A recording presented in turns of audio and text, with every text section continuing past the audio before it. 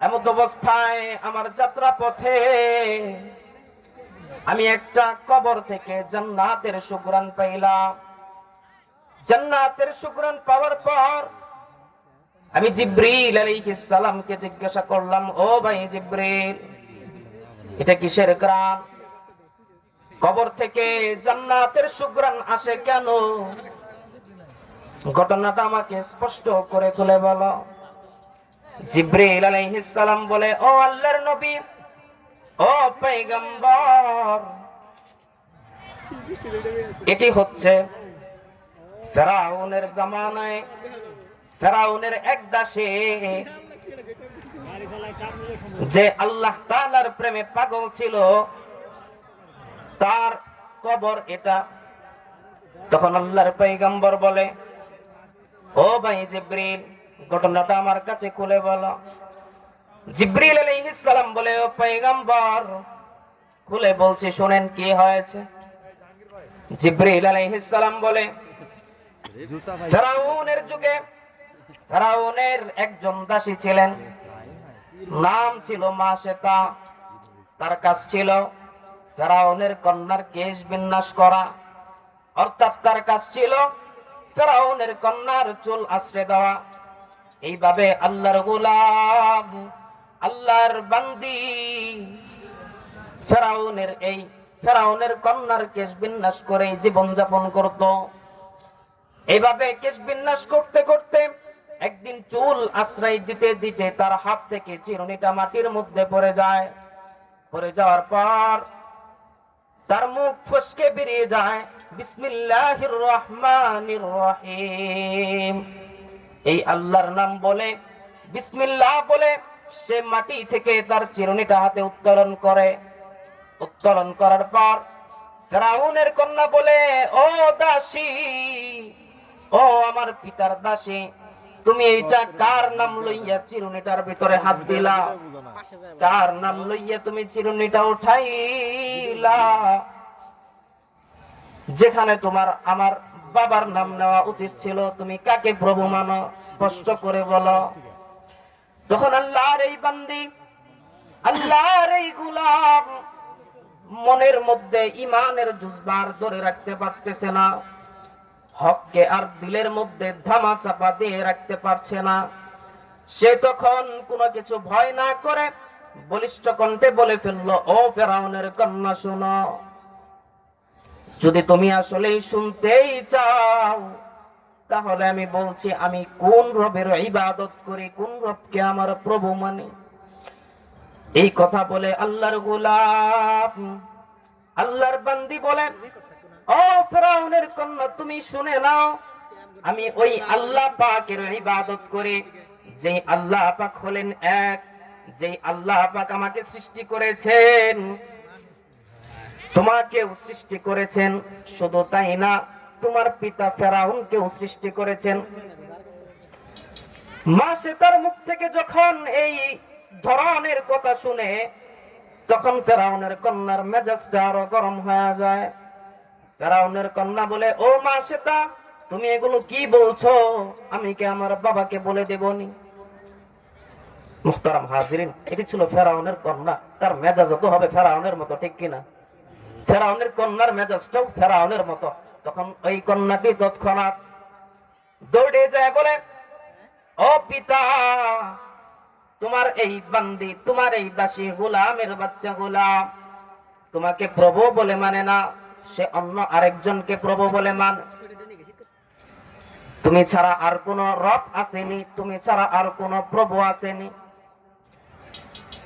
ফেরাউনের কন্যার মুখ থেকে এই কথাটি শোনার পর ফেরাউনের মাথায় রক্ত উঠে গেল, ফেরাউনের মেজাজ আরো গরম হয়ে গেল।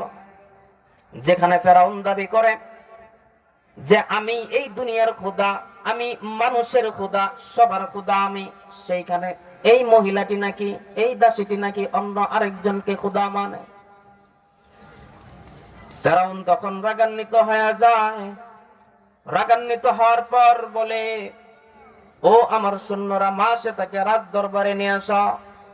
ফেরাউনের সৈন্যরা তখন মা শ্বেতাকে রাজ দরবারে নিয়ে আসে। নিয়ে আসার পর জিজ্ঞাসা করে, ও মা শ্বেতা, এই গোলামের বাচ্চা গোলাম, আমার কন্যা আমাকে যেমনটা বলেছে এটা ঠিক কিনা? তুমি কি এমনটাই বলেছো আমার ব্যাপারে? তখন মা শ্বেতা আল্লাহর ইশক দিলের মধ্যে লইয়া হককে বলিষ্ঠ কণ্ঠের সাথে ফেরাউনের কাছে বলতেছে, ও ফেরাউন, হা হা, তুমি যেই ব্যাপারটা শুনেছো, তুমি যেই কথা শুনেছ সেটা আমি বলেছি। আমি তোমাকে প্রভু বলে মানি না, আমি ওই এক আল্লাহ পাককে প্রভু বলে মানি। শুধু তাই নয়, সে আমারও খোদা, তোমারও খোদা, সমস্ত জাহানের খোদা। তিনি আমাকেও রিজিক দেন, তোমাকেও রিজিক দেন, সমস্ত দুনিয়াকেও রিজিক দেন। মা শ্বেতার মুখ থেকে এই সব ঘটনা, এই সব কথা ফেরাউন শোনার পর আরো রাগান্বিত হয়ে গেল। তখন ফেরাউন চিন্তা করতেছে, আমি যদি তাকে এইভাবেই মেরে ফেলি তাহলে মানুষেরা তো ভুল বুঝবে যে না, আরেকটা হয়তো খোদা আছে। ফেরাউন বুদ্ধি করলো কিভাবে মা শ্বেতাকে তার ঈমান থেকে পিছপা করা যায়। ফেরাউন তখন বলে, ও মা শ্বেতা, তোমাকে আমি ওয়ার্নিং দিচ্ছি, ভালো করে বলছি, তুমি আল্লাহকে খোদা বলে মানা থেকে পিছপা হয়ে যাও, আর তুমি আমি ফেরাউনকে খোদা বলে মানো। মা শ্বেতা বলে, ও ফেরাউন, যত কিছুই বলো, আজকে যা কিছু করা আমি বলেছি তো বলেছি, আজকে আমি সত্য প্রকাশ করে দিয়েছি, আজকে আমি আমার ঈমান থেকে এক ফুটাও পিছপা হব না। এই কথা বলার পর ফেরাউন বলে, ও আমার সৈন্যরা, মা শ্বেতাকে প্রাথমিকভাবে কিছু টর্চার করো, হয়তো সেই টর্চারে ঈমান থেকে পিছপা হয়ে যাবে। ফেরাউনের সৈন্যরা ফেরাউনের আদেশ শোনার পর মা শ্বেতার উপরে টর্চার করলেন, তাকে রক্তাক্ত করে দিলেন। মা শ্বেতা তবু ঈমান থেকে পিছপা হয় না। ফেরাউন বলে, ও মা শ্বেতা, তুমি যদি ঈমান থেকে পিছপা না হও, আমাকে যদি খোদা বলে না মানো, তাহলে আমি তোমাকে আরো অত্যাচার করব। মা শ্বেতা বলে, ও ফেরাউন, ও আল্লাহর নাফরমান, শুনে নাও, তুমি আমার উপরে আজকে যত টর্চার করো, আর আমাকে যদি টর্চার করতে করতে মেরেও ফেলো, তবু আমি আমার ঈমান থেকে পিছপা হব না। ফেরাউন তখন চিন্তা করলো কি করা যায়, কিভাবে মা শ্বেতাকে আল্লাহর রাস্তা থেকে দূরে সরানো যায়। ফেরাউন ভেবে দেখলো, মা শ্বেতার না ছোট ছোট 3টা সন্তান রয়েছে। ফেরাউনের মাথায় শয়তানের বুদ্ধি আসে। ফেরাউন তখন ঘোষণা দেয়, ও আমার সৈন্যরা যাও, মা শ্বেতার ছোট ছোট সন্তানগুলোকে ধরে নিয়ে আসো। মা শ্বেতার ছোট ছোট সন্তানগুলোকে রাজ দরবারে নিয়ে আসা হয়।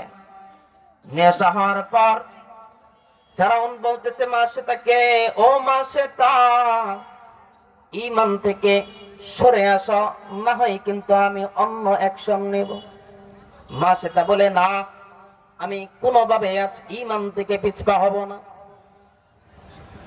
আল্লাহর নাফরমান ফেরাউন তখন তার সৈন্যদেরকে আদেশ করে, ও আমার সৈন্যরা, বড় একটা ড্যাগ নিয়ে আসো, আর ড্যাগের মধ্যে 1 ড্যাগ তেল গরম করো। এই তেলের মধ্যে আজকে মা শ্বেতার সন্তানগুলোকে জ্বালাই দেব। ফেরাউনের সৈন্যরা তখন 1 ড্যাগ তেল নিয়ে আসে, তেলের নিচে উত্তপ্ত আগুন জ্বালাই দেয়।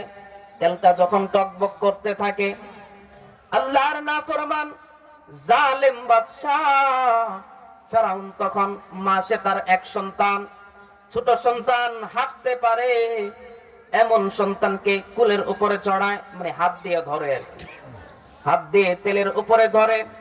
তেলের ডেগের উপরে ধরার পর মা শ্বেতাকে বলতেছে, ও মা শ্বেতা, তুমি ঈমান থেকে সরে যাও, নতুবা তোমার সন্তানকে আমি ছেড়ে দেব। মায়ের মন বড় নিস্তব্ধ, কোন শব্দ করতে পারছে না। কার কাছে শব্দ করবে, কাকে বলবে, আমাকে এখান থেকে মুক্ত করো। মা সেটা শুধু মনে মনে আল্লাহ পাকের কাছে ফরিয়াদ করে, ও আল্লাহ, আজকে ফেরাউন আমার উপরে যত অত্যাচারই করুক না কেন, আমি যেন আমার ঈমান থেকে পিছপা না হই, আমাকে আপনি এতটুকু ধৈর্য দান করুন। এইভাবে ফেরাউন দেখতে দেখতে মা সে তার বড় সন্তানটিকে আগুনের ডেগের মধ্যে ফেলাই দিল মায়ের সামনে। মা সে তো মা, তিনি নিজের সামনে তার সন্তানকে উত্তপ্ত তেলের ডেগের মধ্যে জ্বলতে দেখে। এইভাবে দেখার পর মা সেটা একদম নিস্তব্ধ হয়ে যায়, কিছু বলতেও পারে না, সইতেও পারে না। ফেরাউন তখন ডাক দিয়ে বলে, ও মা সেটা, এখনো সময় আছে, আল্লাহ তাআলার উপর থেকে তুমি ঈমানকে ত্যাগ করো, নতুবা তোমার আর বাকি দুই সন্তানকেও এইভাবে জ্বালিয়ে দেব। মা সেটা তখন বলে, ও জালেম ফেরাউন, আজকে তুমি যাই করো সবকিছু শেষ করে দিল, আমি ঈমান থেকে পিছপা হব না। ফেরাউন তখন বলে, ঠিক আছে, দেখা যাক। ও আমার সৈন্যরা, মা সে তার কুলের বাচ্চাটাকে নিয়ে আসা। ফেরাউনের জালেম সৈন্যরা তখন মা সে তার দুধ পানকারী ছোট সন্তানটিকে নিয়ে আসে, নিয়ে এসে ডেগের উপরে এইভাবে ধরে। ধরার পর বলে, ও মা সে তোমার একটি সন্তান ডেগের মধ্যে কিন্তু তোমার চোখের সামনেই জ্বলে গিয়েছে, এখনো সময় আছে, বলো তুমি ঈমান ছাড়বানি নাকি তোমার সন্তানকে আমি উত্তপ্ত ডেগের মধ্যে ছেড়ে দেব। মা সেটা বলে, ফেরাউন, আজকে যাই বলো, যাই করো, আমি ঈমান থেকে পিছপা হব না। এইভাবে যখন ফেরাউন মা সে তার দ্বিতীয় নম্বর সন্তানটিকেও আগুনের মধ্যে জ্বালাই দেয়, উত্তপ্ত ডেগের মধ্যে জ্বালাই দেয়, তখন তার আরেকটা সন্তান বাকি থাকে। সেই সন্তানটিও মা সে তার কুলের মধ্যে ছিল। সেই সন্তানটিকে জালেম বাদশার জালেম সৈন্যরা কুল থেকে ছিনিয়ে নিয়ে সেটাকেও আগুনের মধ্যে ফেলাই দেয়। মা সেটা এখন একা। এখনো ফেরাউন বলে, ও মা সেটা, এখনো সময় আছে, তুমি ঈমান ত্যাগ করো, আমি ফেরাউনকে তুমি প্রভু বলে মানো। মা সেটা বলে, ও আল্লাহর নাফরমান, ও জালেম শাসক ফেরাউন, শুনে নাও, দেখতে দেখতে আমার যেই সম্বল, আমার যেই সন্তানগুলো ছিল সবাইকে তো তুমি শেষ করে দিলা, এখন শুধু আমি বাকি আছি, আমাকেও তোমার এই জুলুমের শিকার করো, আমাকেও তুমি শেষ করে দাও, তবুও আমি আমার ঈমান থেকে পিছপা হব না। ফেরাউন যখন দেখলো মা সেটা কোনোভাবেই তার ঈমানকে ত্যাগ করবে না, তখন সে বলে, ঠিক আছে, তুমিও তাহলে আগুনের মধ্যে যাও। মা সেটাকে নিয়ে যখন আগুনের সামনে নেওয়া হয়, ওই উত্তপ্ত ডেগের মধ্য থেকে মা সে তার ছোট সন্তান বলে, মা ভয় পায়ো না, আগুনের মধ্যে চলে আসো, ডেগের মধ্যে চলে আসো, আল্লাহ পাক তোমার জন্য আর আমাদের জন্য জান্নাতের মধ্যে জায়গা রেখেছে। সুবহানাল্লাহ। মুহতারাম হাজিরিন, এটাই ছিল তাদের ঈমানের পাওয়ার, এটাই ছিল তাদের ঈমান। দেখতে দেখতে ফেরাউন মা সেটার সবকিছু শেষ করে দিল।